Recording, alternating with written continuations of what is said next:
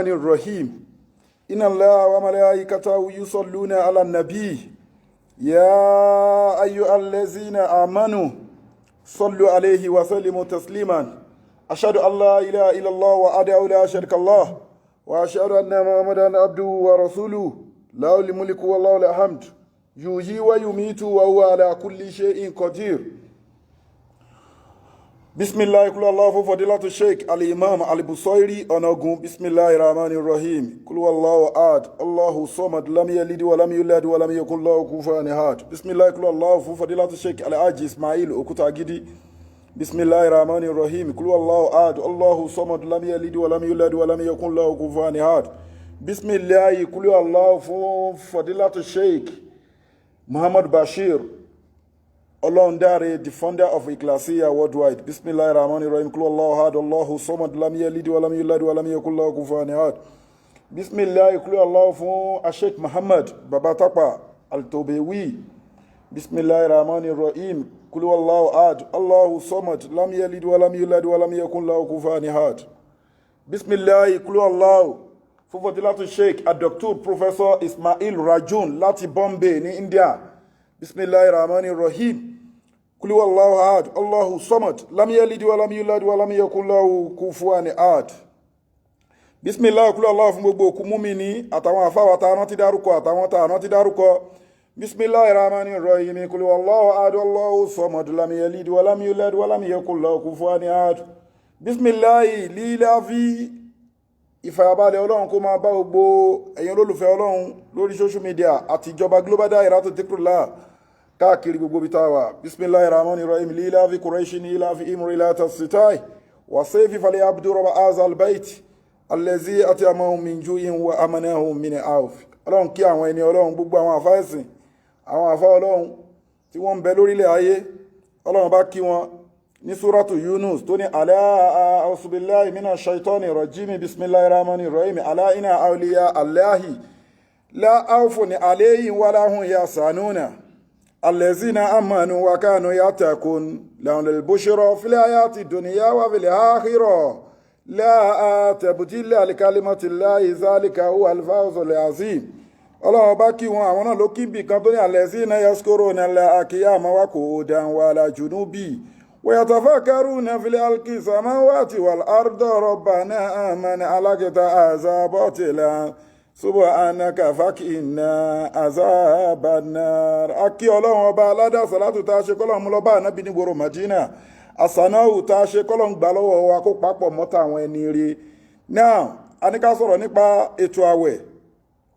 Kí ni àwọn nǹkan tí a ní láti máa ṣe nínú àwẹ̀ àtàwọn nǹkan tá máa jìnnà sí tá ní dédé ẹ̀ tá ní máa ṣe kódà táwẹ̀ bá tán àwọn nǹkan mi wà rẹ pé nídìí ká máa ṣe nínú àwẹ̀ àdẹ̀ nídìí ká máa ṣe náà tó bá ti jẹ́ onígbàgbọ́ òdodo nídìí ká máa ṣe. A ní ká fi àsìkò yìí ká fi dúpẹ́ fún Ọlọ́run ọba ní last week orílẹ̀ náà is a good testimony láti máa ń sọ fún wa pé ẹ gbára lọ́lọ́run má gbára léèyàn tó bá gbára léèyàn èèyàn máa disappoint ẹ má gbára lóṣó má gbára lájẹ́ má gbára láfà ṣéwù má gbára lé mọ́mú sọ́ọ̀sì má gbára lé àwọn tí wọ́n bìlífù pé àwọn ní pàtì kan nínú ayé táwọn lè ṣe fún ẹ. Ọlọ́run ọba ni kò gbára lé. Òun lèyí tá fẹ́ sọ yìí bí testimony tiẹ̀ ní testimony àbíyá testimony náà ni pé kíyàn dúpẹ́ fọ́lọ́run kíyàn wá sọ síta torójọ mọ́ nǹkan láyé fi ṣe ìdánilẹ́kọ̀ọ́ fúnra wa lónìí nípa ọ̀rọ̀ àwẹ̀. Kí ni testimony náà? Ní last week Sunday wíìkì tó lọ tán Sunday tó kọjá yìí bá ṣe mú ìparí program àfáwà kan wọ́n ṣe maulid ní Joburg Johannesburg ibẹ̀ yẹn tó bí 45 minutes sí ibi táwa ń gbé. So àwọn náà dẹ̀ ti wá sí ibi ṣíṣe wa rí dáadáa so wọ́n dẹ̀ invite wa so mú pa láti lọ mú ìparí program. So àwọn tá ọjọ́ fẹ́ lọ wọ́n fẹ́ wá pìkì wa mo ṣe dé sísàlẹ̀ àdẹ̀wọ̀ mọ́tò ó di Joburg. Allahu Akbar. Má gbára lóògùn nǹkan tó gùn tó lárí lóògùn kò ní tí ìdí ọ̀rọ̀ yawma tubla sarahil kò ní tí ìdọjọ́ náà táṣírí a fi máa tú. Gbára lọ́lọ́run bí ara lọ́lọ́run bá fi sọ́ńbì kan pé allazina qala lahun nasu inna nasa qad jama'u lakum fa akhshawhum fasaddahu imana wa qalu hasbunallahu wa ni'mal wakil. Bá ṣe parí program ní last week Sunday tí wọ́n gbé wa pé ó di Molidi ní Johannesburg Sunday tó kọjá yìí ni mo ń sọ o. Bá ṣe kúrò ní létà dé Joburg báyìí ìrìn 45 minutes fa a máa dé Joburg báyìí kò lè àlè tí jókòó 20 minutes ṣẹ́sìrí ó ti lé ní an hour sẹ́yìn. Ẹni tó jẹ́ bí neighbor tó wà lẹ́gbẹ̀ẹ́ flat táwa ń gbé bí mo ń gbé bó ṣe pè mí nìyẹn pé èrò ti kún gbogbo báńkónì wa o. Kí ló ṣẹlẹ̀? Ó ní èéfín jáde nínú yàrá mi ni nínú ilé mi ni nínú flat mi pé èéfín jáde gan pé even gan kẹ́ẹ̀tìká ti yí sọ̀kalẹ̀ gbogbo flat building yẹn rẹ̀ ní ó máa tó bí 5 or 6 story building everybody ti wá síbẹ̀ torí èéfín yẹn ti kọjá bẹ́ẹ̀ iná ń jó nínú flat yín báyìí mo dẹ̀ wá ń Johannesburg ìrìn 45 minutes báwo ni mo ṣe fẹ́ ṣe kò sí mo fẹ́ ṣe mi dẹ̀ lè sọ fáwọn tí wọ́n gbé mi wá gan tí wọ́n ẹ̀yẹ̀ dé program tí wọ́n máa ṣe program tí wọ́n dá program ní program rú ni mi lè sọ fún àwọn àfáàtà ọjọ́ lọ pé ilé ń jó wọ́n ti pè mí pé ilé mi ń jó lọ́wọ́ báyìí pé flat mi ń jó mi mọ̀ nǹkan tí mo fẹ́ ṣe. Mo wá wò pé kí ni màá ṣe ọkàn mi kọ́kọ́ lọ síbi passport mi pé passport mi bẹnulé kódà mi ti ẹ̀ wo flat tí kì í ṣọ̀rọ̀ 400,000 rand ibo la fi sí. So passport mi lọkàn mi kọ́kọ́ lọ so mo ṣàwò mo kàn pass message yẹn sí ìyàwó mi ní lójú agbo yẹn pé nǹkan báyìí ń ṣẹlẹ̀ ńlé o mi sọ fẹ́ lómi ju òun lọ àtẹni tí mo rán sí lójú agbo torí mi lè kúrò níbi tèmi wà kí n lọ sọ fún. Mo kàn sọ fún ìyàwó mi pé ilé wa ń jó báyìí èrò ti pọ̀ ní ilé ìfún kẹ́tìkà ti wà ń bẹ̀ pé wọ́n nílé wa ń jó pé èéfín jáde nínú ilé wa ok.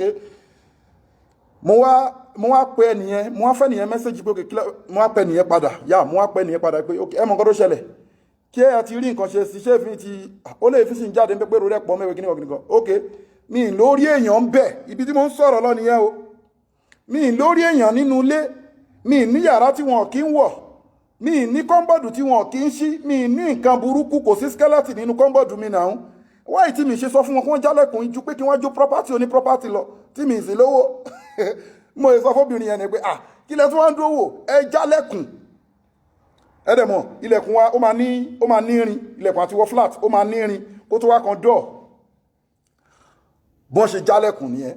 Mo wá sọ fún pé tó bá ti jálẹ̀kùn yẹn kí wọ́n bá lè paná tó wọ́n bá paná yẹn tó bá rẹ̀ pé ó ṣáà ní nǹkan tó ń ṣẹlẹ̀ tó bá ti ṣe everything kó jọ tó rẹ̀ gbé flat mi náà ní flat tí wọ́n náà wá gbé kó jọ kó má wá kúrò ń bẹ̀ o kó dúró pé mi ní pẹ́ dé still náà mi ń sọ lójú agbo bí ó dà ojú mi inú mi ò bàjẹ́ mo kàn ń ṣàlẹ̀ alhamdulillah ni torí mo mọ̀ pé tọ́lọ́run ni wọ́n pè mí lọ fún tọ́lọ́run ni mo lọ ṣe so ibi tọ́lọ́run ni mo lọ mi ìdẹ̀ láníyàn méjì so tẹ́ bá nílé ń jó pé kíní tó ọlọ́run ti gbọ́ náà ni ó dẹ̀ sì mọ̀ sí ẹ ti understand so ìdẹ̀ ṣe pé bóyá tán stóòfù àbí kíní so ó dẹ̀ pé stóòfù yẹn bóyá ó ní problem ni I don't know ní ìṣàmọ̀ ẹ ti understand mo fi ní kẹ́yẹ́ kágbára ọlọ́run tó bá yẹ pé mo ní ẹbọ lẹ́rù sínú ilé yẹn ṣé mọ̀ pé mi ní lè sọ pé kí wọ́n jálẹ̀kùn yẹn wọ́n já ilẹ̀kùn yẹn last week Sunday mi so I didn't tell anyone mi sọ for anybody àfàwọn ẹni ọlọ́run tọ́lọ́run rán tó pé kí ni o tẹ ilẹ̀kùn tó bàjẹ́ àtàwọn nǹkan tó bàjẹ́ tí wọ́n wá ṣàánú mi pé tó àfà ẹgbà àwọn nǹkan tẹ bàjẹ́ ẹ tún ṣe tí wọ́n á bò mí láṣìírí tí wọ́n fún mi lówó pé kí n fi ṣe àwọn nǹkan tó bàjẹ́ níbẹ̀ ẹ ti understand so mo dẹ̀ kí torí ní South Africa táwa ń sìn àwọn tó máa ń já láàánú wọn kì í fẹ́ ká máa dárúkọ wọn ẹ ti understand wọn kì í fẹ́ ká máa dárúkọ wọn bá fi létè mi ni èmi ò kí ń gbé olóore pamọ́ o no matter how mi kì í gbé olóore pamọ́ mo máa kí ẹ ni mo dẹ̀ máa dárúkọ ẹ man lam yashkuru nasa lam yashkuru Allah má gbé olóore ẹ pamọ́ kí wọ́n jẹ́ kí wọ́n mọ̀ pé olóore ẹ ní àmọ́ ní South Africa táwa àwọn tó máa ń sànù àwọn kì í fẹ́ káwọn mọ̀ wọn pé ká má dárúkọ àwọn àmọ́ lọ́hún mọ̀ yín ẹ̀rẹ̀ tí mọ́ra yín mo yín sọ̀rọ̀ yìí ẹ̀yin tẹ́ mọ̀ sọ̀rọ̀ fúláàtì tí incident ṣẹlẹ̀ sí ní last week tó fẹ́ máa jóná tá a dúpẹ́ lọ́dọ̀ Ọlọ́run so ilẹ̀kùn tí wọ́n já àtàyè kínní so ẹ̀dẹ̀ bá wa dá sí pé tó àfa ẹ̀gbà ẹ̀ lọ tún ṣe so akíyín gbogbo bí tẹ́ ti mówó náà Ọlọ́run ní jẹ́ kí ọlọ́run fi ìlọ́po rọ́pò síbẹ̀. So ibi tá ń lọ nìyẹn. Ìwọ tó jẹ́ àfà ó ti ní instrument tí wọ́n lè rí mọ́ àfà. Kì í ṣe pé ká wá ní nǹkan kan sínú ilé. Tí n bá ní nǹkan kan sínú ilé mi nílé sọ pé kí wọ́n jálẹ̀kùn yẹn. Ilé adẹ̀ jó. Passport ọmọ mi wà ń bẹ̀, passport mi wà ń bẹ̀, passport ìyàwó mi wà ń bẹ̀. Àwọn nǹkan, àwọn tírà, àwọn everything wà nínú ilé. Ká máa ṣe àsọ flat oní flat. Ẹ ti rí nísìn. So kò tí ìdọ̀rọ̀ yá ọmọ túbúlà Sarahil táṣírí èèyàn fi máa tú o. Nínú ayé iná nǹkan tó bá ń bò ó máa tú. A ní ká fi eléyìí ká fi ṣe wọ́ọ̀dù fáwọn àwọn èèyàn. Ẹ má pa nǹkan pọ̀ mọ́ lọ́rọ̀, ẹ dúró tọlọ́run. Ẹ má gbé nǹkan kan pamọ́ sínú ilé. Ẹ wo ìrìn àjò 45 minutes sí Joburg sí Pretoria. Ṣé mo fẹ́ fò ní wọ́n máa já náà ni? Ẹ wá wò. So kọ́ ipa wá ní aburú nínú ilé. Báwo la fẹ́ ṣe? Ẹ ti understand? So ẹ jẹ́ ká wà very careful. Ká má jẹ́ kí alẹ́ bọ̀ lẹ́sìn. Ọlọ́run sọ fún wa nípa Ramadan. Tẹ́ bá ká lọ wo Suratul Baqara. Ọlọ́run sọ fún wa pé A'udhu billahi minash shaitani rajim bismillahir rahmanir rahim. Kí ló ń jẹ́ àwẹ̀ gan? Àwẹ̀ tá ń fẹ́ gbà yìí gan kí ló ń jẹ́? Kí ló ń jẹ́ àwẹ̀? Kí ni nǹkan tá máa ṣe nínú àwẹ̀? Kí ni nǹkan tá ní ṣe? Ọmọ ìyá mi, ìwọ tó bá ń bẹ nú àwẹ̀. Àwọn ìwà burúkú máa jìnnà sí o. Kó lọ máa mu gbó, kó máa mu sìgá. Lọ́sàn gangan nínú àwẹ̀. Abẹ́ni tó lóun gbàwẹ̀ kó máa ṣẹ́ ìpè. Ẹni tó bá ń gba àwẹ̀ kì í ṣe ìpè fún yàn. Ẹni tó bá ń gba àwẹ̀ kì í ṣe àbòsí èèyàn. Ẹni tó bá ń gba àwẹ̀ kì í bá àwọn èèyàn jiyàn. Ẹni tó bá ń gba àwẹ̀ kì í jà. Ẹni tó bá ń gba àwẹ̀ kì í ṣe kí ni, kì í bú àwọn tó bá jù lọ. Ẹni tó bá ń gba àwẹ̀ kì í bínú. Ẹni tó bá ń gba àwẹ̀ kì í ní ìmọ̀tara ẹni nìkan. Ẹni tó bá ń gba àwẹ̀ nínú àwẹ̀ tó wà kì í ní àjọṣepọ̀ àbí ṣe aṣẹ́wó àbí sì ná lọ́sàn-án àwẹ̀ àbí kó lọ ṣèbálòpọ̀ pẹ̀lú obìnrin àbóbìnrin kó lọ ṣèbálòpọ̀ pẹ̀lú ọkùnrin lọ́sàn-án àwẹ̀. Kódà kẹjẹ́ lẹ́gìtì kẹjẹ́ ìyàwó ara yín kẹjọ́kọ ara yín. Tẹ́ bá ti ń gba àwẹ̀ kò sí nǹkan tó jọ. Ẹni tó bá wà nínú àwẹ̀ tó bá ti lọ wà nínú àwẹ̀ nǹkan mímu ni. Torí nǹkan tó ń jẹ́ àwẹ̀ ni pé o ò ní fẹnu kan oúnjẹ, o ò ní fẹnu kan omi. Ẹ ti ọ̀rọ̀ sáà tó o bá dẹ̀ ti láníyàn pé o ti gba àwẹ̀ yẹn wọ́n wà lọ́sàn-án àwẹ̀ wá pé àwọn òkúkú fẹnu kan omi ò jẹun, o lè mu sìgá, o lè mu sìgá, o lè mu gbó. O gbúdọ̀ máa ṣépè. Ẹni tó bá ń bẹ nínú àwẹ̀ o gbúdọ̀ ṣépè. Ẹni tó bá ń bẹ nínú àwẹ̀ kò kí ń ṣòfófó, kì í sọ̀rọ̀ ẹ̀yìn. Ẹni tó bá ń bẹ nínú àwẹ̀ kì í jiyàn, kì í ágíù. Ẹni tó bá ń bẹ nínú àwẹ̀ kì í ní pé bóyá ó fẹ́ lájọṣepọ̀ pẹ̀lú èèyàn. Pé ó lájọṣepọ̀ pẹ̀lú ọkùnrin àbóbìnrin sọ́kùnrin lọ́sàn-án àwẹ̀. Gbogbo táìmù àwẹ̀ yẹn tọ́lọ́run bá fi níta láti gbàdá ti jẹ́ sàárì títí di ìgbà tá a máa sínú. A gbúdọ̀ ní àwọn ìwàkíwà, má rojọ́ èèyàn lẹ́yìn, má mọtí. Ẹ̀sẹ̀rẹ̀sán lọ́lọ́run bá fi sọ fún wa pé yá ayọ́ alẹ́ sí náà àmànú. Ọlọ́run ní mo pe ẹ̀yin onígbàgbọ́ òdodo kò ní ìdíkẹ́ sọ pé náà. Ó ní kùtíbà alaykumu siyamu kàmá kùtíbà alal lazina min qablikum la'allakum tattaqun. Ọlọ́run bá ní mo pe ẹ̀yin onígbàgbọ́ òdodo lọ́kùnrin, mo pe ẹ̀yin onígbàgbọ́ òdodo lóbìnrin, mo pe ẹ̀yin onígbàgbọ́ òdodo tẹ́ ti bàlágà nínú ọmọdé, mo pe ẹ̀yin onígbàgbọ́ òdodo nínú àáfàá, mo pe ẹ̀yin onígbàgbọ́ òdodo nínú ìmáàmù, mo pe ẹ̀yin onígbàgbọ́ òdodo nínú ọmọ kéwú, mo pe ẹ̀yin onígbàgbọ́ òdodo nínú obìnrin. Ẹ̀yin tẹ́ jẹ́ alájà mo pè yín. Tẹ́ jẹ́ onígbàgbọ́ òdodo tẹ́ jẹ́ alájà. Ẹ̀yin tẹ́ jẹ́ onígbàgbọ́ òdodo tẹ́ jẹ́ alájì mo pe gbogbo yín pátápátá. Kùtíbà alaykumu siyamu. Àwẹ̀ tó ti wọlé Rọ̀mọ̀dánì yín ó gbúdọ̀ jẹ́ gbígbà fún yín. Ẹ ń láti gba àwẹ̀ yẹn ni. Ẹ̀dẹ̀ ń láti gbà dáadáa ni, kò gbúdọ̀ sí ìrújú ń bẹ̀ láti ka àwọn nǹkan tá a kà síwájú. Àkínlá ń gbàwẹ̀ ká lọ rojọ́ èèyàn lẹ́yìn. Àkínlá ń gbàwẹ̀ ká ṣe kéta. Àkínlá ń gbàwẹ̀ ká ṣe kéro. Àkínlá ń gbàwẹ̀ ká ṣe késan èèyàn. Àkínlá ń gbàwẹ̀ ká ṣe tánàdí èèyàn. Àkínlá ń gbàwẹ̀ ká lọ rojọ́ èèyàn lẹ́yìn. Àkínlá ń gbàwẹ̀ ká ṣe sìná ká lọ máa ṣiṣẹ́ aṣẹ́wó. Ọlọ́run ní ká máa kutiba alal lazina min qablikum la'allakum tattaqun. Torí ẹ láti gba àwẹ̀ yìí nicely, ẹ láti submit àwẹ̀ fẹ́mi Ọlọ́run ní total submission. Ká máa kutiba alal lazina min qablikum. Gbogbo àwọn ànábì Ọlọ́run ọba, gbogbo àwọn ànábì èmi Ọlọ́run ọba, èyí tá yan àwẹ̀ fún àwọn tó ń gba àwẹ̀ síwájú yín àti pa wọ́n láṣẹ àwẹ̀ síwájú. Ànábì Muhammad ó gba àwẹ̀, òun náà lè tá ń gbà yìí. Musa gbà, Isa gbà, àwọn ànábì Ọlọ́run tó gba àwẹ̀ lọ́lọ́run bá fi sọ fún wa ń bẹ pé kàmáàkù ti bà kì í ṣe pé wà ló fẹ́ gba àwẹ̀ pé ó ṣáà ti ń gba àwẹ̀ wọ́n tún fi ìrújú kún kàmáàkù ti bà alẹ́ ìnàmí nǹkan búlì kún alẹ́ kó tàtàkù. Báwọn ànábì Ọlọ́run ọba ṣe gba àwẹ̀ yẹn náà lẹ́yìn náà ṣe gbúdọ̀ gbà ẹ gbúdọ̀ gbé ìrújú wọ̀ ó ní sọ pé ó gbúdọ̀ sọ pé ó ń gba àwẹ̀ kó tún ló ń fi nǹkan fọkàn mu kódà kó ti break. You know I told you last week oògùn ò sí nínú ẹ̀sìn. Nínú àwẹ̀ táwa wà ibi tí wàá ti mọ àwọn onímọ̀náfìkì èèyàn tí wàá fi mọ àwọn onímọ̀náfìkì àfà tí wàá fi mọ àwọn onímọ̀náfìkì ìmáàmù tí wàá fi mọ àwọn onímọ̀náfìkì mùkádàmù tí wàá fi mọ àwọn onímọ̀náfìkì tó jẹ́ pé ọ̀lẹ́tẹ̀ láàfà ni wọ́n olóko àfà ni wọ́n kì í ṣe àfà tó ní NAFDAC number ìjọba Ọlọ́run ọba dání. Àmọ́ àwọn ayé ń rò páfà ni wọ́n táìmù yìí ló máa mọ̀ wọ́n ara àwọn kan tó máa sọ fáwọn ọmọ ìjọ wọn pé ẹ má dá wọn lóhùn o tẹ bá ti bírèkì tán ẹ lè fi nǹkan fọ́kọ mu o láwẹ̀. Ṣé mo pé mo sọ fún ẹ last time tí mo ń tírìtì àwọn ọmọ kíní àwọn ọmọ òrukàn Ọlọ́run ní pé nínú nǹkan ẹ̀ṣẹ̀ ńláńlá tó wọ́n ní forí èjìyàn ẹ̀ṣẹ̀ àkọ́kọ́ òun ni kíyàn ṣẹbọ sóhun Ọlọ́run ọba ẹ̀ṣẹ̀ ẹlẹ́ẹ̀kejì tó lọ wá nọ́mbà 2 lẹ́ni tó ń ṣoògùn. Tọ́bá wá wọnú àwẹ̀ yẹ́ rí pé àwọn àfáà kan wà wọ́n máa sọ fáwọn tó wá ń bá wọn pé ẹ jẹ́ káwẹ̀ tán ká tó wá látò lè ṣiṣẹ́ fún yín wá ìtàwẹ̀ ṣe tán ìgbà wo la lè gbàdúrà inú àwẹ̀ rẹ̀ kó fi mọ̀ pé kò sóògùn nínú ẹ̀sìn. Wà pé àwọn àfáà kan wà wọ́n bẹ̀rù Ọlọ́run débẹ̀ wọn ò ní fúnyàn lóògùn nínú ẹ̀sìn kódà wọ́n á ṣe lecture pé ẹ má lo nǹkan tó jọ bẹ́ẹ̀ àmọ́ táwẹ̀ bá ti parí ẹ̀ lè lo why ìjọ oríyàn tó sọ pé àdúrà tó ń ṣe yìí àbọ̀ǹtú tó ń mu tó jẹ́ lẹ́jìtì yìí àbí rúkìá tó ń ṣe tó jẹ́ lẹ́jìtì tó ń ka àwọn kẹrin ló jẹ́ pé lórúkọ Ọlọ́run ní àdísì ní àlùkùránì tó ń ṣe yìí tí wọ́n sọ pé ìgbà báyìí ló lè ṣe ìgbà báyìí ni kò má ṣe kò sí yẹn.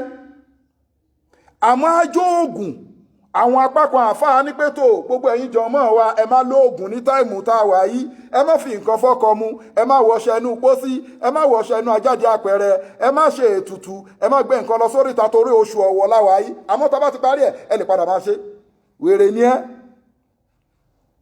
kò sí yẹn. Tó bá ti lè wọwọ́ ẹ̀bọlẹ̀ báyìí wọwọ́ ẹ̀bọlẹ̀ fáínálì kì í ṣe dandan kó fi oògùn yanjú bùkátà ọ̀nà tá fi yanjú bùkátà pọ̀. Bàbá ológun ìmáàmù ológun ò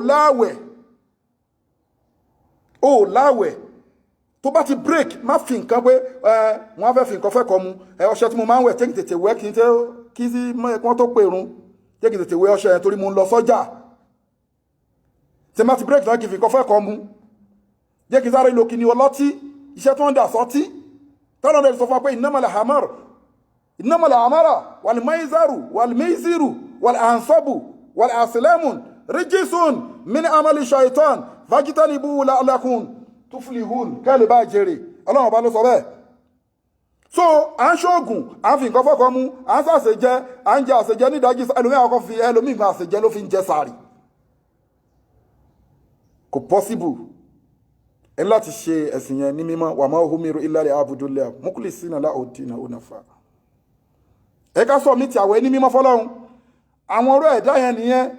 Àwọn nǹkan tó wá wà tó jẹ́ pé tẹ bá ti ìgbọ́n bá fi lè mú yín ti jẹ sàárì ẹ̀ láti ṣe kí ni o ẹ̀ láti dúró kẹgbà àwẹ̀ yẹn di ìgbà tí ìftáàrù yẹn á fi tó tí ìṣìnà á fi tó ní èdè Yorùbá. Ẹ ti understand?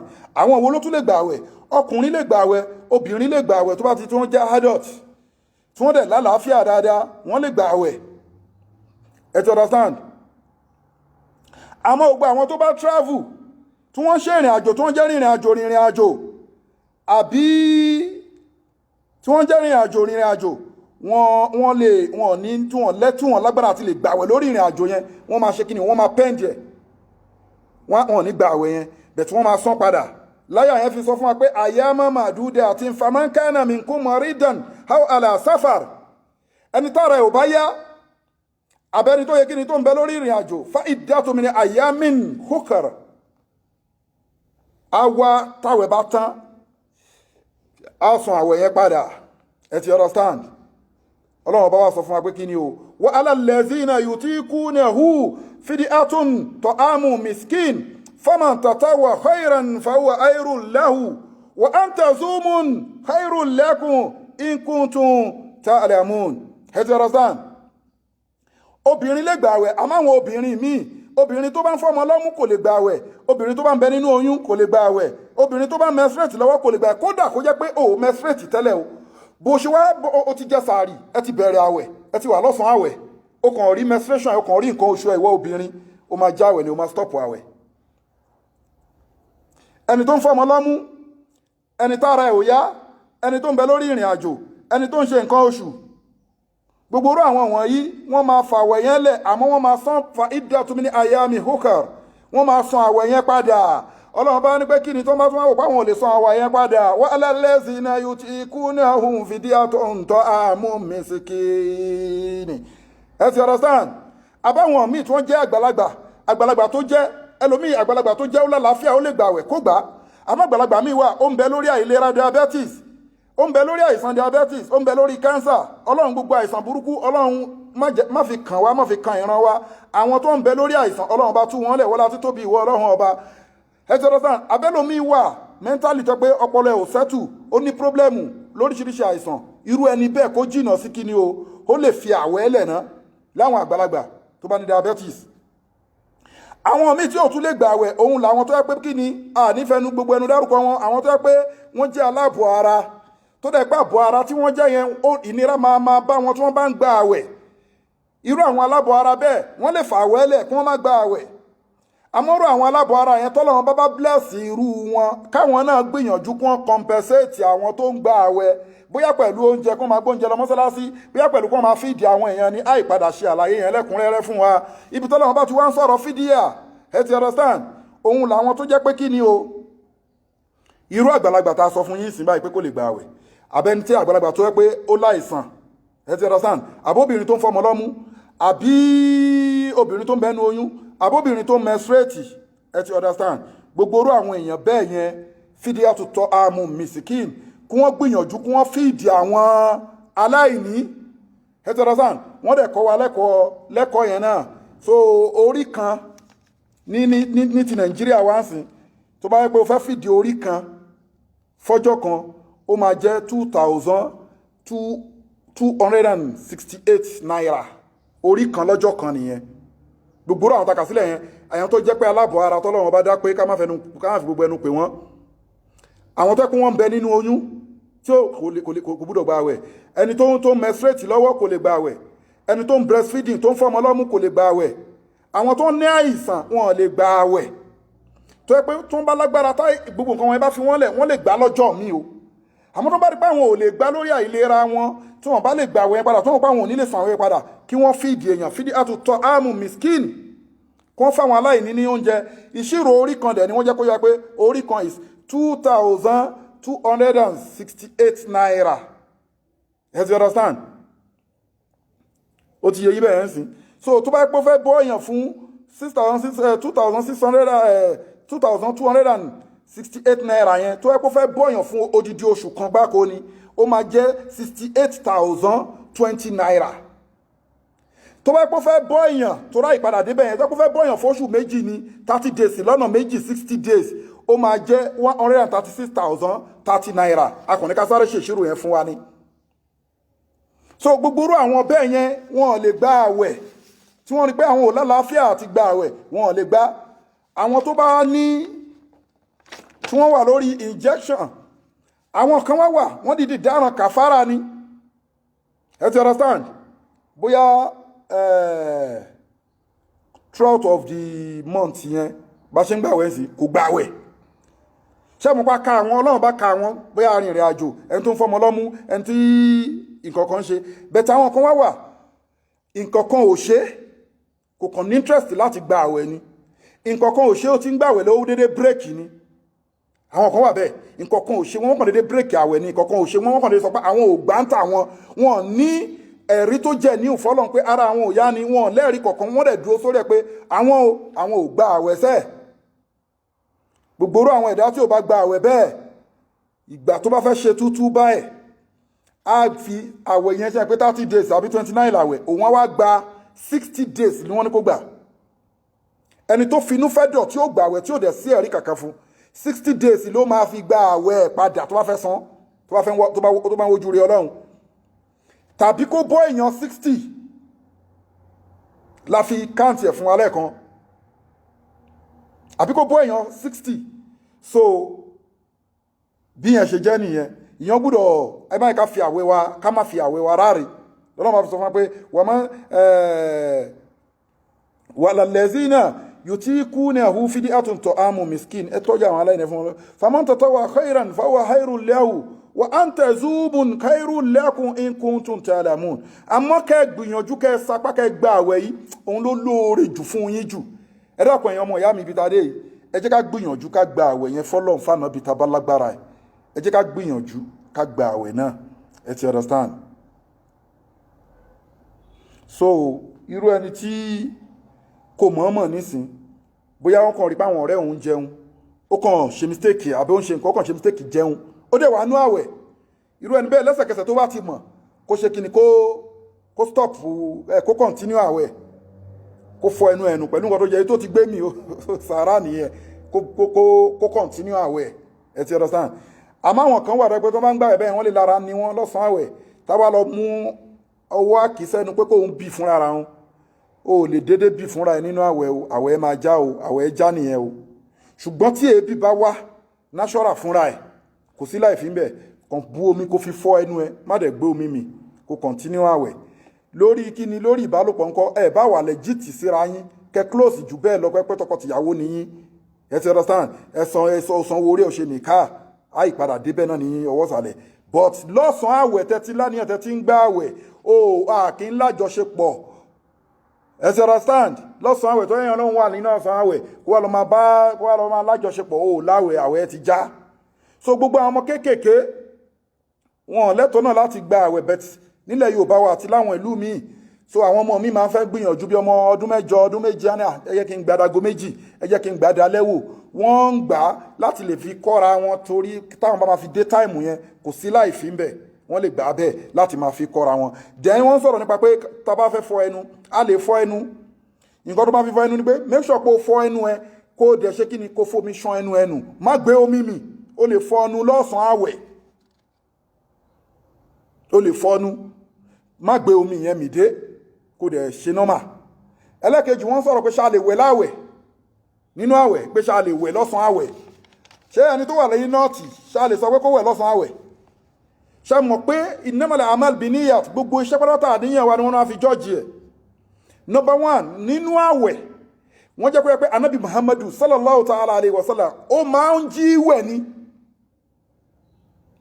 nínú àwẹ̀ anabi máa ń wẹ̀ ní dájí àti wẹ̀ so wọ́n dẹ̀ ti ní pé kákọ́ṣe ànábì qad kana lakum fi rasulillahi uswatun hasana so wọ́n ìtọ́ pé kó tó jẹ sàárì ò ṣe wẹ̀ àwọn bàbá wa wọ́n máa wẹ̀ ní sàárì wọ́n wá jẹun tí kìí ṣe pé bí wọ́n ṣe bàná pẹ̀lú anybody kódà náà mọ̀ọ́mọ̀ gan kìí ṣe kó ṣe bàná ó ń bẹ nínú àdìsí yẹn kìí ṣe pé bóyá ó lálàá burúkú àbó ṣe bàná pẹ̀lú àwọn ìyàwó wọn lóru ó kàn máa gbàwẹ̀ ó kàn máa wẹ̀ á dẹ̀ bẹ̀rẹ̀ àwẹ̀ which is kò apá kan fẹsẹ̀ múlẹ̀ pé kò yẹ ká gba wíwẹ̀ lọ́sàn-án wọlé tó dáwọn kan sọ pé àbí ká lọ swim kò yẹ ká gbà wọlé bẹ̀tẹ̀ àwọn ibi tó tutù irú South Africa ṣe ó tutù kò sí ọ̀yanyan kan tó fẹ́ mú ẹ láwẹ̀ pé táwẹ̀ máa gbù ẹ́ tó pé bóyá oòrùn pọ̀ jù àwọn UK ń sìn àwọn ìlú mi wà tó pé ó tutù mi rò pé láì fi wà lórí ẹ̀ ẹ ti rẹ̀ àmọ́ ní South Africa ní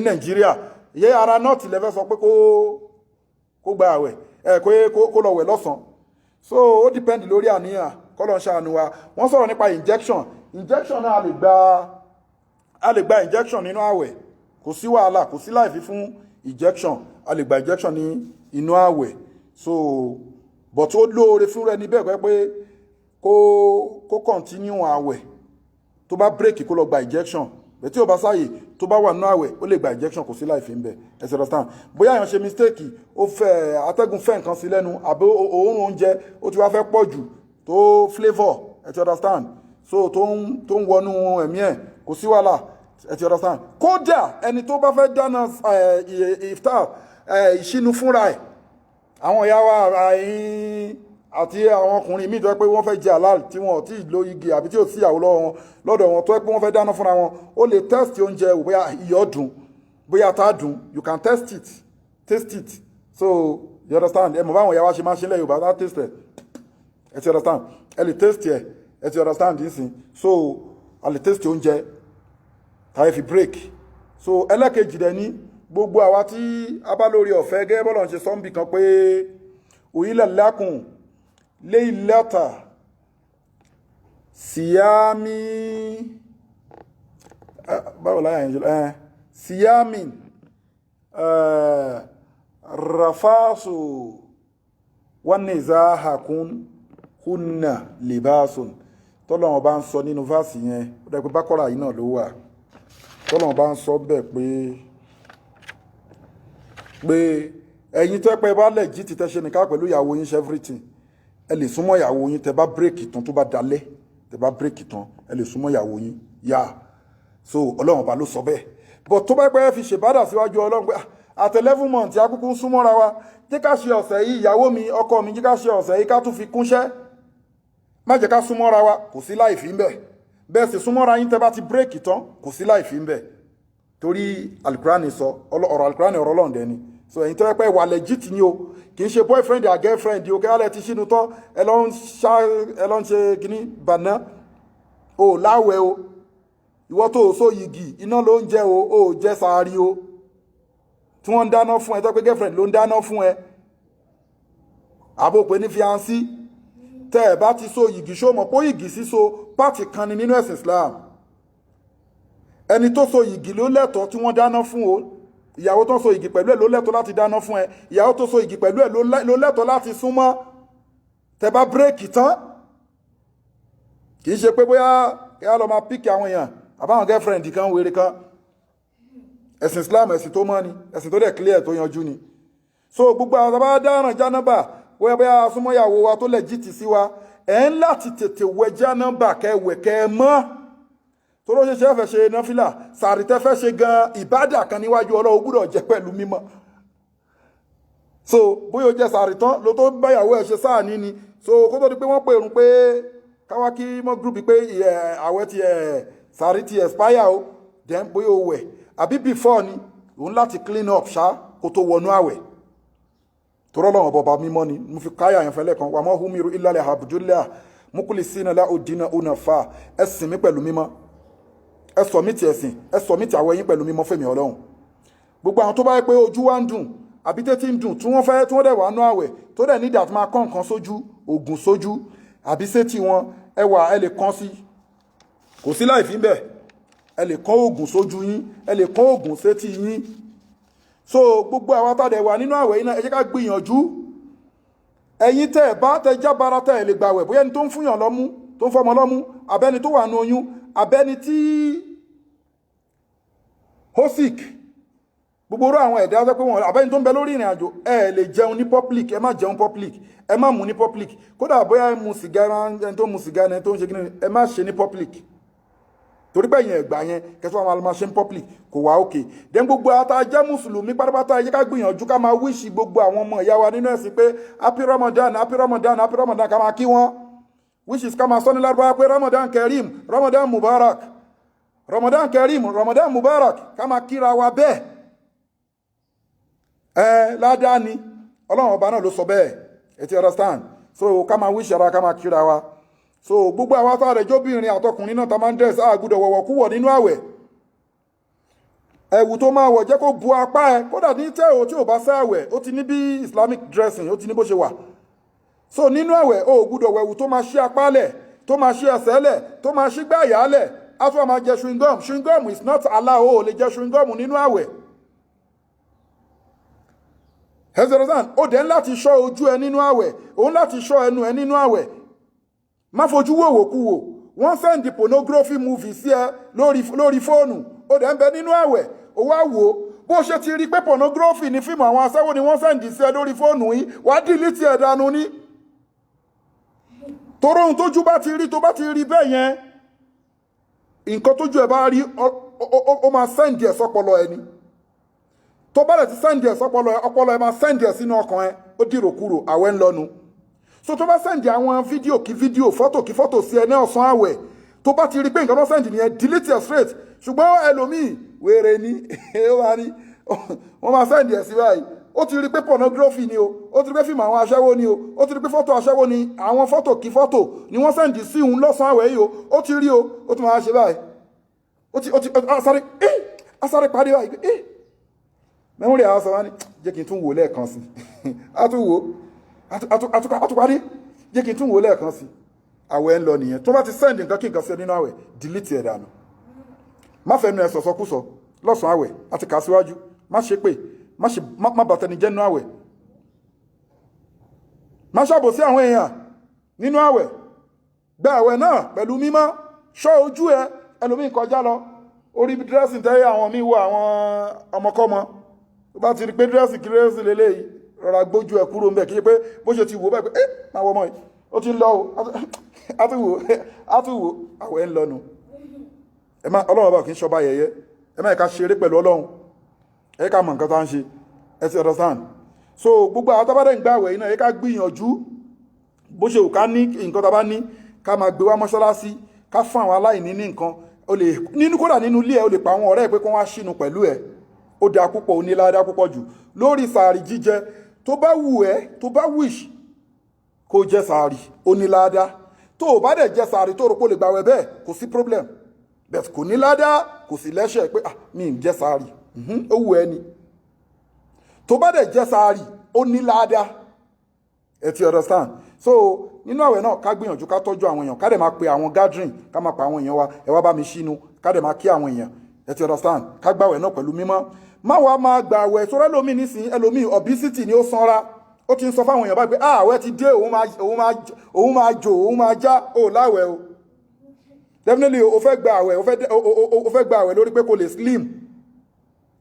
Kì í sọ bẹ́ẹ̀ àwẹ̀ tí mo ń gbà yìí tí bá ti gbà àwẹ̀ sí máa wá lè ga sí máa wá náà tí bá ti gba àwẹ̀ yìí sísanra mi á wá jò. Don't say that. O ti bà àwẹ̀ jẹ́ o. Billahi wa rasuli tọ́lọ́run tànábì la fi ń gba àwẹ̀ torọ́lọ́run ọba ló láwẹ̀. Kì í sì ṣe pé bí ń pa Ọlọ́run kì í ṣe pé Ọlọ́run fẹ́ mu omi kì í ṣe pé Ọlọ́run fẹ́ jẹun la'allakum tattaqun ká lè bá bẹ̀rù òun Ọlọ́run ni. Dẹ̀káwà tá a máa ń rí jẹ ẹ̀yin olówó kẹ́yìn náà lè fíìlì nǹkan táwa tálíkà ń fíìlì ẹ̀yin ìjọba tẹ́ jẹ́ mùsùlùmí tẹ́ fẹ́ gba àwẹ̀ Ọlọ́run bá ní la'allakum tattaqun kẹ́ ẹ gba àwẹ̀ náà kẹ́yìn náà lè fíìlì nǹkan táwọn mẹ̀kúnnù ń fíìlì kẹ́ mọ̀ bébí ṣe ń rí lára kẹ́ mọ̀ bí òṣì ṣe ń rí lára kẹ́ mọ̀ bí àìríjẹ ṣe ń rí lára kẹ́ mọ̀ bá ìrímu ṣe ń rí lára àtẹ̀yìn olówó bẹ́ẹ̀ kẹ́ mọ̀ pé àwọn tálíkà ń jìyà kẹ́ lè ṣàánú kó lè ṣàánú nínú fámílì ẹ̀ kó lè ṣàánú àwọn èèyàn tó súnmọ́ pé àwẹ̀ yìí ò yí sí o so nǹkan tẹ́ máa ń fèsì ní tẹ̀bárò ń jẹjẹ la'allakum tattaqun wàá lè dúpẹ́ fọ́lọ́run wàá lè bẹ̀rù Ọlọ́run pé ó tiẹ̀ ṣe tiẹ̀ sẹ́pẹ́rẹ́ ọwọ́ ẹ̀ ń tẹnu wẹ́rẹ́wẹ́rẹ́ ẹ ti understand. So bí ẹ ṣe jẹ́ nìyẹn dẹni tó bá ń gba àwẹ̀ ẹ ti understand tí àwọn èèyàn bá wá bá tó ń fẹ́ bá fa wàhálà wọ́n wá dánú bí wọ́n wá ń sọ̀rọ̀ burúkú sí kódà wọ́n fẹ́ sọ di wàhálà fún òun dẹ̀ ń bẹ nínú àwẹ̀ kò bá jẹ́ni tó ń bá fa wàhálà yìí náà ń bẹ nínú àwẹ̀ kò sí wàhálà rọra sọ fún un pé èmi lágbájá èmi ń gbàwẹ̀ mi ní wàhálà bá ẹ̀fà mi ní ágíù bá ẹrù mi lẹ́jọ́ bá ẹrù mi ń fẹ́ wàhálà mo wà nú àwẹ̀ má bà àwẹ̀ mi jẹ́ torí Ọlọ́run má sọ pé wọ́n provoke ẹni pé abayọjọ ṣe wòlímọ̀ fúnra wa kíníkan àwẹ̀ ti jánu o ẹni tó bá ń bẹ náà ẹ̀ máa ń ní sùúrù ni tó rádánwò máa wá tádánwò bá wá pé wọ́n bá ẹ fa wàhálà ní àwọn kan wá ń bú ẹni àwọn kan wá ṣe kíní ni no tètè fúnra ẹni ìjánu má ẹ fà bá wọn jà ẹ wo mo ń bẹ nú àwẹ̀ tó bá sì bírèkì náà má ti torí ẹ lọ bá wọn jà ìjà òdá lọ́lọ́run fi sọ́nbì kan pé wa ibadu rahman allazina yamushuna ala al-ardi hauna wa iza atabahumul jahiluna qalu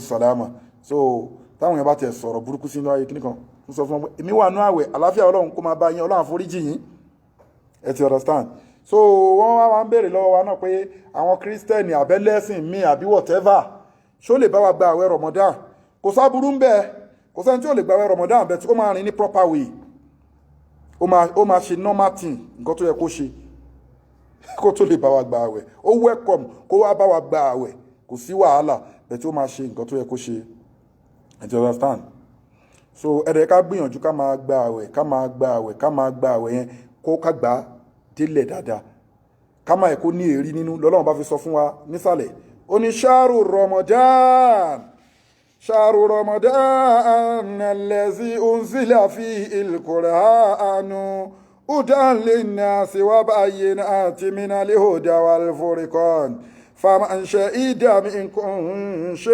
شر فليصوم ومن كان مريضا أو على سفر فعدة من أيام أخر يريد الله بكم اليسر ولا يريد بكم العسر ولتكملوا العدة ولتكبروا الله على ما هداكم ولعلكم تشكرون. Ọlọ́run bá ní ṣáàrù Ramadan, oṣù àwẹ̀ tá ń bẹ nínú ẹ̀ yìí, tá ti fẹ́ wọnú ẹ̀ tá ti wà ń bẹ̀ tán yìí. Ṣáàrù Ramadan, oṣù yìí gangan unzila fihi al-Qur'ana, oṣù yìí náà la sọ al-Qur'ani kalẹ̀ fójíṣẹ́ ńlá Ànábì wa Muhammadu tọ́lọ́run bá fún ní ìró tọ́lọ́run bá rán sí gbogbo àgbáńlá ayé pátá. Udali nẹ́ẹ̀sì al-Qur'ani yìí kó máa jẹ́ ìmọ̀nà ní fáwọn èèyàn wọ́n bá yìí náà ti minali hudan wal furqan. Al-Qur'ani yìí kó máa jẹ́ ẹ̀rí òdodo ẹ̀rí òótọ́ kó máa jẹ́ nǹkan tó hàn tó ní NAFDAC nọ́mbà ìjọba ọlọ́run ọba dání. Al-Qur'ani ojúmọ́ ìmọ̀nà ni. Al-Qur'ani ó wá proof òdodo fún wa ní ìwé tó ju gbogbo òwe lọ ni. وبينات من الهدى والفرقان فمن شهد منكم شر فليصوم. Ọlọ́run bá ní gbogbo ẹni tí oṣù yìí bá bá láyé pátápátá, gbogbo ẹni tó oṣù yìí bá ṣojú ẹ̀mí ẹ̀, gbogbo ẹni tó oṣù yìí bá bá láyé فليصوم kó gba àwẹ̀ o. Yàtọ̀ sáwọn tá ti kà sẹ́yìn lẹ́ẹ̀kan. You need to fast. You are going to fast. And fast ẹ̀ submit ẹ̀ fọ́lọ́ ní total submission. Má ṣoògùn, kí n sí gbẹ́rẹ́ nínú àwẹ̀. Má jàsè jẹ nínú àwẹ̀. Má wẹ̀ ọṣẹ nínú àwẹ̀, má fi nǹkan fọ́kọ mu nínú àwẹ̀, má fi iṣẹ́ lu ọtí nínú àwẹ̀, má lórí òkú. Òun la sọ fún wa ẹ wọ́n ṣe pè wá pélé wá ń jó yẹn káàpá lórí òkú sínú kọ́ńbọ̀dù ṣáà lè sọ pé kí wọ́n jálẹ̀kùn wèrè ni wá àfáà tó ń wá rárá kiri. Ọlọ́run bá ní kí ni gbogbo ẹni táwẹ̀ babaláyé kó gba àwẹ̀ náà o. Ó wá tún sọ ó tún repeat ẹ̀ kan wa man kana maridan aw ala safar, ẹni tó yẹ pé ó bá sì kìsẹ́ abẹ́ni tó yẹ pé kí ni o ó ń bẹ lórí ìrìn fa iddatu min ayami ukhar, so ó lè fi àwẹ̀ yẹn sílẹ̀ kó gba àwẹ̀ yẹn later. yuridullahu bikumul yusra, Ọlọ́run bá ní ìrọ̀rùn lèmi Ọlọ́run ọba fẹ́ fún gbogbo yín pátápátá, gbogbo ẹni tó bá ti gba èmi Ọlọ́run ọba gbọ́ ìrọ̀rùn ni mo fẹ́. wala yuridu bikumul usra, Ọlọ́run bá ní mi ìfẹ́ ìnira fẹ́yìn ẹ̀yin èèyàn, mi ìfẹ́ ìnira fẹ́yìn onígbàgbọ́ òdodo. walitukmilul iddata, Ọlọ́run bá ní pé ẹ̀ka oṣù náà kó pé ẹgbàwẹ̀ náà kó pé láì ní ìrújú nínú. walitukmilul iddata, ẹ ṣe àwẹ̀ náà kó yanjú yányán. walitukmilul iddata, ẹgbà àwẹ̀ yẹn kó má ní èrí nínú, kó má ní nǹkan kan nínú. ẹgbà àwẹ̀ náà bíi pé mi Ọlọ́run ọba ń wò yín, ẹ ṣe àwọn òǹkà oṣù náà kó pé bó ṣe yẹ kó pé 29 ni 30 ni gbogbo àwọn òǹkà oṣù yẹn ẹ stọ́dì ẹ jẹ́ kó yé yín. sàárì yín kó má yín gẹ, ìṣínú yín kó má yín gẹ, wákàtí márààrún yín kó má yín gẹ, amalu sọ́ọ̀lì àwọn ṣẹ́ dáadáa tá mọ́ ṣe nínú àwẹ̀ kó má yín gẹ, ká bọ́ sínú ká wà nínú àwẹ̀ ibi tó bá wà máa kíra al-Qur'an, máa ṣe àsánáù, máa porúkọ Ọlọ́run, máa fọkàn ọ̀rọ̀ nǹkan dáadáa, máa try kó máa ṣètọrẹ àánú nínú àwẹ̀ àti ní gbogbo ọjọ́. gbogbo nǹkan tó bá fi ṣe ìbádà nínú táìmù àwẹ̀ yìí tún máa lò ó táwẹ̀ bá tán, wà lè pàdé Ọlọ́run pẹ̀lú sàlámà. Ọlọ́run nípa ṣe òǹkà oṣù yẹn náà kó pé walitukmilul iddata walitukabbirullaha, torí ká lè padà wá máa dúpẹ́ fọ́lọ́run ala ma hadakum, lórí pọ́lọ́run Ọlọ́run máa dúpẹ́ fún òfin wá mọ̀nà, Ọlọ́run máa dúpẹ́ o, a máa dúpẹ́ o, torí gbà táwọn màláíkà dúpẹ́ láyé ẹ̀ tún dúpẹ́ nínú sàárè. tọ́lá àwọn màláíkà máa sọ fún yín pé wala tahzanu wabshiru billati jannati allati kuntum tu'adun, táwọn màláíkà bá yín nínú sàárè pé má bẹ̀rù o. ẹ̀jẹ̀ rọ̀sán dúpẹ́ fọ́lọ́run pé àti ẹ̀dúpẹ́ mo máa ń gbàwẹ̀ dédé, mo máa ń ṣe kíní gbogbo nǹkan tó máa ń ṣe ní ìbádà síwájú Ọlọ́run ọba wá tẹ́wọ́ gbà, mi kì í ṣọmọ náà, mi rí ìyanu sàárè, mi rí ìyà láyé, mi ráyè ráyé, wà wá máa dúpẹ́ fọ́lọ́run ala ma hadakum, wà lè máa dúpẹ́ fọ́lọ́run pé idina siratal mustaqim, adúpẹ́ fún Ọlọ́run ọba tó fi wá mọ ojú ọ̀nà tó tọ́ o. wala allakum tashkurun, lè máa dúpẹ́ fọ́lọ́run pé ó fi yín mọ ọ̀nà tó tọ́. Ẹ jẹ́ ká gba àwẹ̀ wa bó ṣe yẹ kó a gba àwẹ̀. Wọ́n dẹ̀ yẹ kó yé wa pé gbogbo ẹ̀dá tí tó bá di táìmù àwẹ̀ yìí, ilẹ̀kùn àlìjánà ó máa ópù sílẹ̀ ni nínú àwẹ̀. Ọlọ́run bá ní àwọn màláíkà kan lọ ti iná, àṣẹ̀tọ́nì tó jẹ́ ọ̀gá gbogbo ẹ̀yin èṣù, àṣẹ̀tọ́nì tó jẹ́ ọ̀gá ẹ̀yin àfá èṣù, àṣẹ̀tọ́nì tó jẹ́ ọ̀gá ẹ̀yin gbogbo àwọn tí wọ́n da nǹkan rú nínú ẹ̀sìn. Àṣẹ̀tọ́nì náà Ọlọ́run bá ní kí ni ẹ lọ sómọ́lẹ̀. Have you understand? Wọ́n lọ sọ àṣẹ̀tọ́nì mọ́ ìsàlẹ̀ iná dẹ̀ ní wọ́n á close gate iná, wọ́n ṣàlìjánà sílẹ̀. Ẹ jẹ́ ká ṣiṣẹ́ àlìjánà. Bóyá nínú àwẹ̀ ilé mi àti àgbà lẹ́tà àlìjánà látàyé, ẹ jẹ́ ká ṣe dáadáa. Gbogbo ẹni tó bá dẹ̀ gba àwẹ̀ dáadáa bó ṣe yẹ kó gbà o. You understand? Tó wá gbìyànjú tó wá lọ sí umura nínú àwẹ̀. Ẹni tó bá lọ sí umura nínú àwẹ̀, òun àtẹni tó lọ sí ájì, wọ́n máa fún ẹni tó lọ umura nínú àwẹ̀, wọ́n máa fún ní ládàá ipò lọ hajj. Ládàá ájì náà ló máa gbà. Ẹ wọ Ọlọ́run ọba. Ẹ jẹ́ ká gbìyànjú. Ọlọ́run gbogbo aláṣìírí àgbàdúrà wa. Ẹ ti understand? So táwọn èèyàn àti sọ yẹn síwájú, táwọn èèyàn bá àtàkì yín lọ́wọ́ bá yín ṣe kí ní ẹ sọ fún wọn pé èmi ń gbààwẹ̀ mi ìwà wàhálà. Ẹ ti understand? So Ọlọ́run àgbàdúrà ẹnì kọ̀ọ̀kan wa. Ẹ má yẹ ká gba táìmù. So fún gbogbo ẹ̀yin tí a fẹ́ ṣe ìtọrẹ àánú fáwọn aláìní, fáwọn opó, fún àwọn ọmọ òrukàn, ẹ lọ sí account number wọn ní tó jẹ́ charity account, àkáǹtì fáwọn ọmọ aláìní àti fún àwọn iṣẹ́ ẹ̀sìn tá ń ṣe. Ẹ ti understand? So bóyá o fẹ́ bọ́yàn ní mọ́ṣáláṣí ni, o fẹ́ bọ́ àwọn aláìní ni, o fẹ́ fáwọn aláìní ní nǹkan ni. A wà lórí Facebook, a wà lórí YouTube, a wà lórí Twitter, a wà lórí Instagram, a wà lórí WhatsApp. Global Dahiratu Dhikrlahi Islamic Organization, a wà everywhere. And our website is under construction. À ń ṣiṣẹ́ lórí ẹ̀. Ẹ ti understand? So gbogbo ẹni bá fẹ́ fún àwọn ọmọ aláìní ní nǹkan, tó fẹ́ tọ́jú àwọn ọmọ òrukàn nínú àwẹ̀, àbúfẹ́ bọ́ àwọn èèyàn ṣá, àkáǹtì àbúfẹ́ ṣètọrẹ àánú ájì ni, ó fẹ́ ṣètọrẹ àánú ájì ni, kàn sí Global Dahiratu Dhikrlahi. Ó fẹ́ ṣètọrẹ àánú umura ni, ó fẹ́ ràn yàn lọ ájì ni, ó fẹ́ ràn yàn lọ umura ni, kàn sí Global Dahiratu Dhikrlahi. Ó fẹ́ fún àwọn aláìní ní nǹkan ni, ó fẹ́ fún àwọn opó ní nǹkan ni, ó fẹ́ fún àwọn ọmọ òrukàn ní nǹkan ni, kàn sí Global Dahiratu Dhikrlahi. Ẹ máa rí ọ lórí social media pé à ń ṣiṣẹ́ takuntakun. Ọlọ́run bá ló dẹ̀ fi ń rọ ẹ̀dá lọ́rùn. Account number fáwọn aláìní, fún gbogbo ẹni tó fẹ́ fún àwọn aláìní ní nǹkan àbí tó fẹ́ dá sí ètò ẹ̀sìn. Account number náà lélẹ̀ 0123 214254. Account number fáwọn aláìní 0123 214254. Account number 0123 214254. Global Dahiratu Dhikrlahi Islamic Organization, Wema Bank of Nigeria. Account number nìyẹn. So àwọn nọ́mbà wa náà dẹ̀ ní ẹ máa rí ní online bẹ́ẹ̀ torí time. So àdúrà wa gbà o, Ọlọ́run ní dààmú ẹnì kọ̀ọ̀kan wa. Ẹ dẹ̀ lè WhatsApp wa lórí nọ́mbà yìí náà +27 61 295 6389. Email wa ní eléyìí globaldahiratu@gmail.com. Ẹ ti understand? Ẹ jẹ́ ká ṣètọrẹ àánú, ká tọ́jú àwọn aláìní. Ó dáa púpọ̀ jù. Gbogbo ẹ̀dá tó bá gba àwẹ̀ tó finú fẹ́ dọ̀gbá nítorí Ọlọ́run tànábì tọkàn ẹ mọ́ tí ò ṣe wàhálà. Ẹ ti understand? Tó wá tún di òru Lailatul Qadri tó tún wá bẹ Ọlọ́run pẹ̀lú ọkàn mímọ́, gbogbo ẹ̀ṣẹ̀ tó ti ṣẹ̀ o Ọlọ́run àforíjì. Gbogbo ẹ̀dá tó bá dẹ̀ gba àwẹ̀ pẹ̀lú ọkàn mímọ́, gbogbo ẹ̀ṣẹ̀ tó ti ṣẹ̀ Ọlọ́run máa wipe ẹ̀ ni. Ẹ ti understand?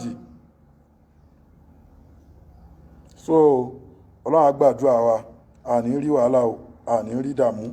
Ọlá ti tóbi Ọlọ́run má jẹ́ ká rí wàhálà. Gbogbo ẹ̀dá tó bá tún gba àwẹ̀ gan, tó bá di Ọlọ́run máa yọ kúrò ọ̀rọ̀ ẹ máa kúrò pé ó máa wọnú náà. Tó bá tún dọjọ́ ìdájọ́ kò ní sí ìnira fún. So yẹ ká gba àwẹ̀ náà ládàá ẹ̀kọ́ àmọ́ máa kà fún wa every week torí time. Ẹ ti understand? So àdúrà wa gbà, àkáǹtì àwọn aláìní nìyẹn. Ẹ jẹ́ ká tọ́jú ká ṣe dáadáa nínú àwẹ̀ yìí. Ọlọ́run á gbàdúrà wa o. Bismillahi kúlọ̀ Allah fún gbogbo òkú mùmínì.